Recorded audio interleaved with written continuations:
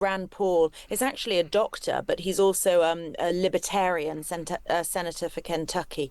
And he's been very strong against the lockdowns during the pandemic and the mask mandates. That's really his bugbear. And he feels that Fauci misled people and that he was too quick to, for instance, close schools and things. So that's why he's really gone after Fauci for years and years. We're going to focus on US news now, and reporter Harriet Alexander joins us for the latest breakdown. Good evening, Harriet. Hi, Geoff. Hi, well, there's plenty going on across the pond as President Trump has announced that the Board of Peace has reached an agreement for the complete disarmament of Hamas and other armed groups in Gaza. He gave this update in the last few hours.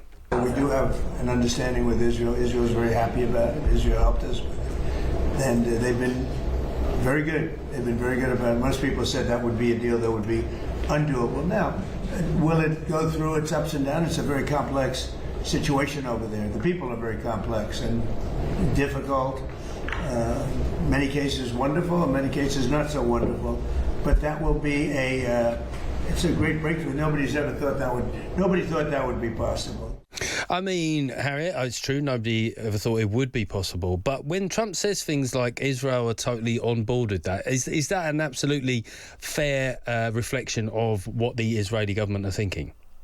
Well, you'd love to know, wouldn't you, what the Israeli officials are saying privately to the White House.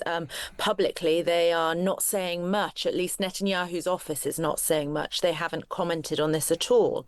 And Donald Trump put out this statement overnight saying that this agreement had been reached, and then sort of expanded on it this afternoon in his cabinet meeting at Camp David.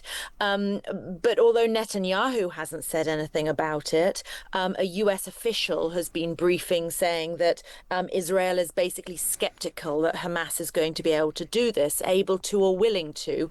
And a member of Netanyahu's administration, Itamar Ben-Gvir, he said that the military attacks on Gaza must continue.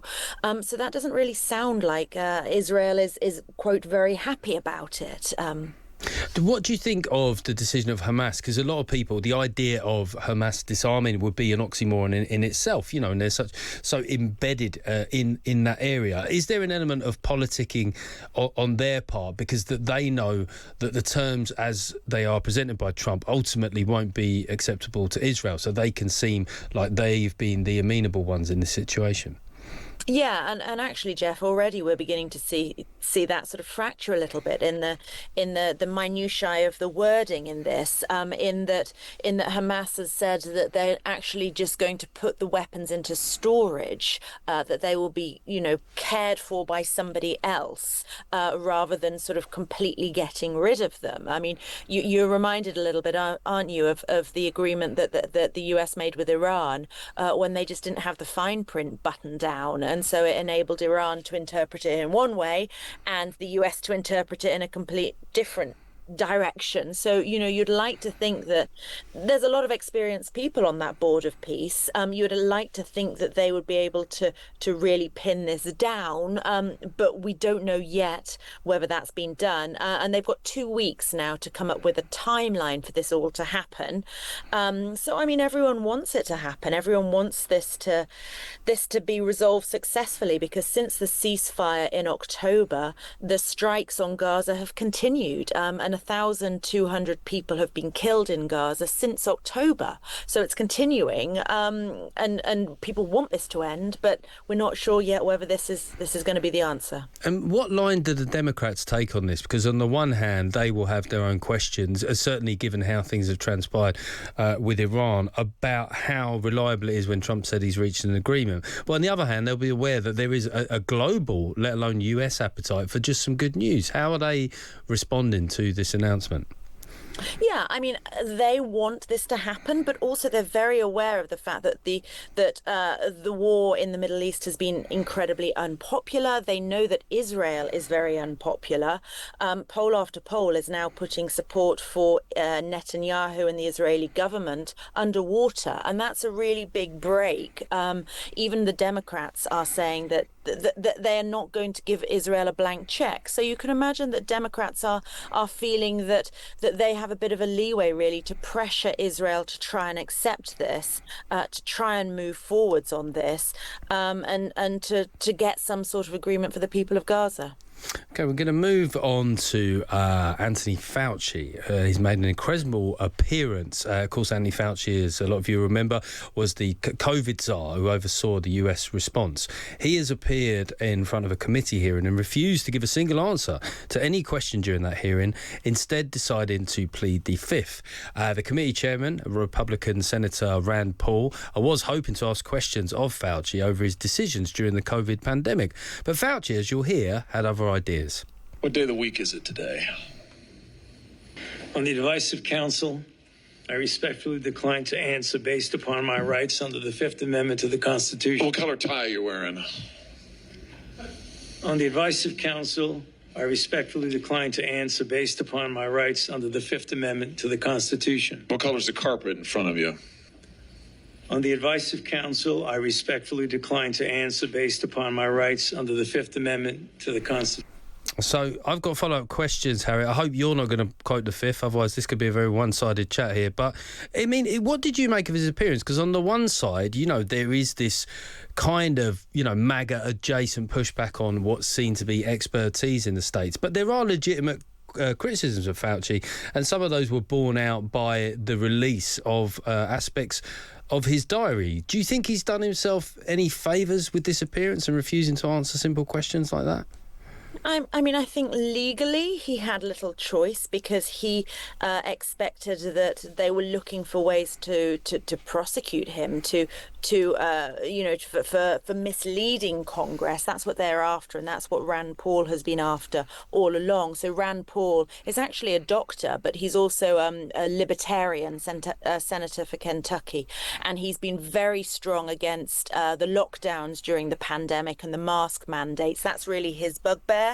And he feels that Fauci misled people, and that he was too quick to, for instance, close schools and things. So that's why he's really gone after Fauci for years and years. But Fauci said that, you know, Rand Paul had, quote, an obsession with me. And so he was refusing to answer questions because he said that the whole thing was a setup. He said he was doing so reluctantly. He had support in this from some of the Democrats, Geoff. Maggie Hassan, a senator from New Hampshire, a Democrat, she said, this hearing is designed to entrap you. So a lot of the Democrats sympathize with Fauci. I mean, Fauci is 85. He's retired in 2022. And yeah, he had Democrat support. But I do think a lot of people will be saying, well, why can't you talk about this now? Especially given that Joe Biden has given him a preemptive pardon, because Biden knew that someone would be coming for him. You mentioned the obsession that Rand Paul appears to have with Fauci. It's fair to say that Fauci has had a little bit of an obsession with himself, because the diaries revealed somebody that did certainly seem to be enjoying the fame that came with being the head of the US response, and some of the celebrity friends he made during that time. I mean, it is, in a way, it's both his business, it's his diary, but it doesn't help assuage some of the doubts that people who had positions of power during COVID, whether or not they made the right decisions, did perhaps get a little bit drunk on that power. Yeah, absolutely. Those diary entries were not helpful, I don't think.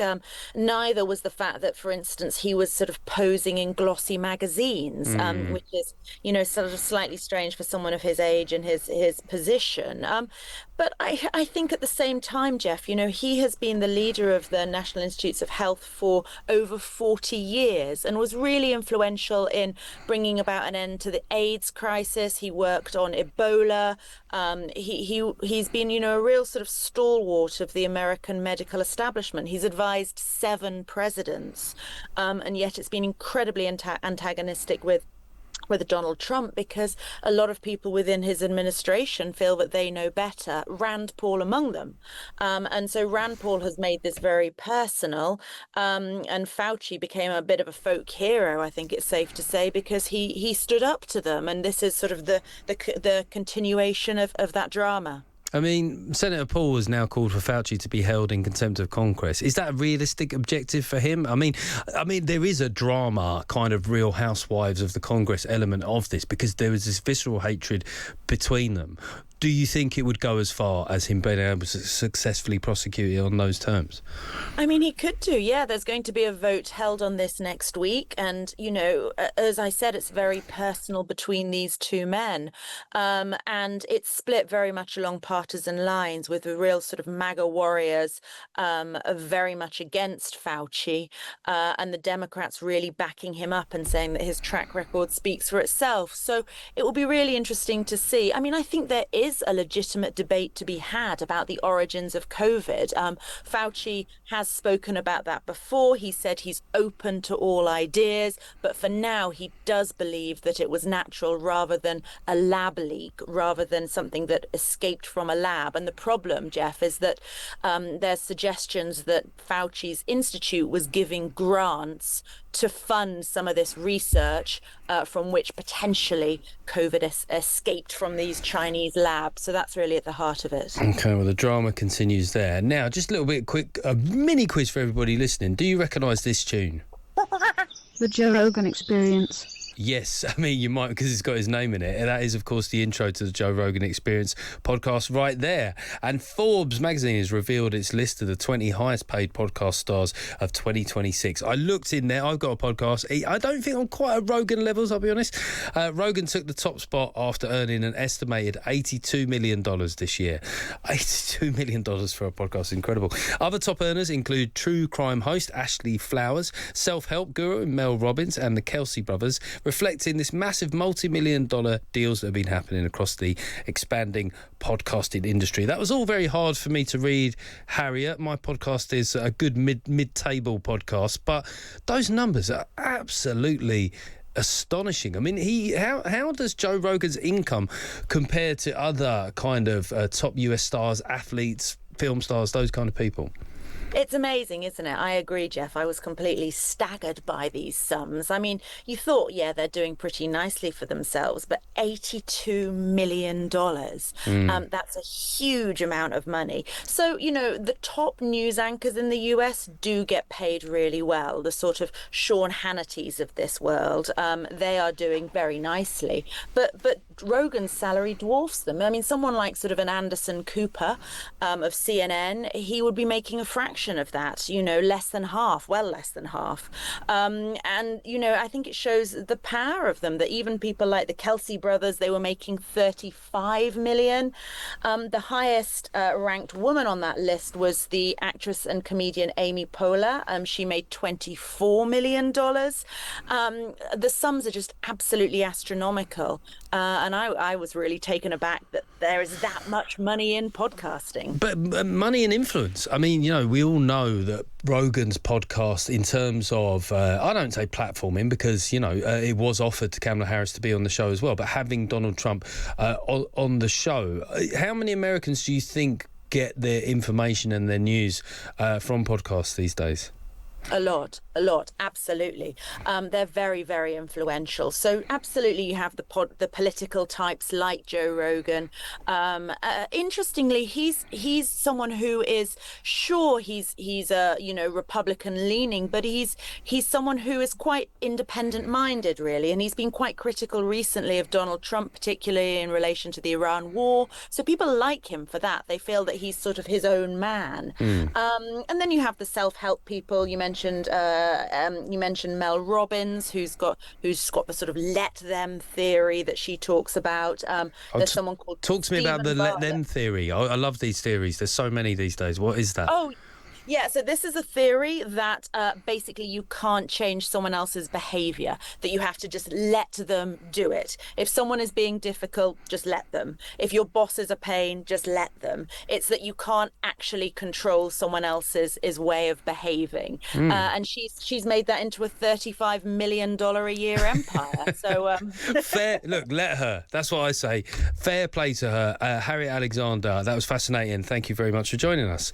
That was Harriet Alexander, their US journalist.